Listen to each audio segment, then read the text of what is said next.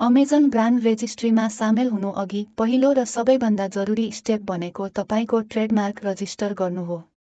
यो ट्रेडमार्क तपाईको ब्रान्डको कानुनी आधारका रूपमा काम गर्छ र अमेजनको सिस्टममा तपाईको ओनरशिप प्रमाणित गर्छ। तपाई आफ्नो ट्रेडमार्क सिधै USPTO.gov मार्फत उनीहरूको अफिसियल प्रोसेस फलो गरेर रजिस्टर गर्न सक्नुहुन्छ। फाइलिङको क्रममा तपाईले आफ्नो ब्रान्ड नेम स्पेसिफाई गर्नुपर्छ र त्यसलाई कसरी प्रोटेक्ट गर्न चाहनुहुन्छ भन्ने पनि छान्नुपर्छ।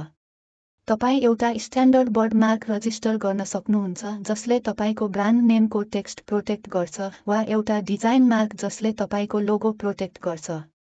दुवै एकैसाथ फाइल गर्न सिफारिस गरिन्छ किनभने यसले पूर्ण कानुनी सुरक्षा सुनिश्चित गर्छ र पछि परिवर्तन गर्नुपर्ने आवश्यकता हटाउँछ।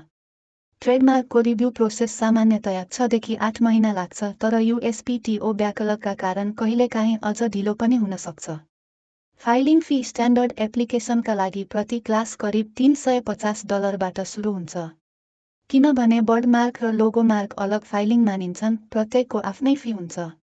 धेरै सेलरहरूले गल्तीबाट जोगिन र प्रोसेस स्मुथ बनाउन प्रोफेसनल असिस्टेन्स प्रयोग गर्छन्।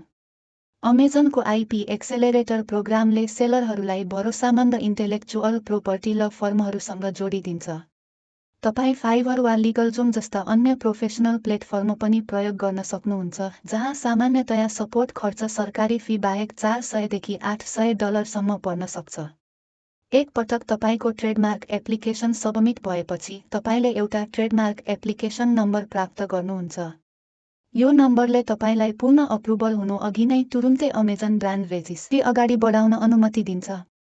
यो अपडेट एउटा ठूलो फाइदा हो किनभने अब सेलरहरूले आफ्नो trademark application approved intellectual property office मार्फत फाइल गरेपछि तुरुन्तै ब्रान्ड रेजिस्ट्रीका बेनिफिटहरू एक्सेस गर्न सक्छन्।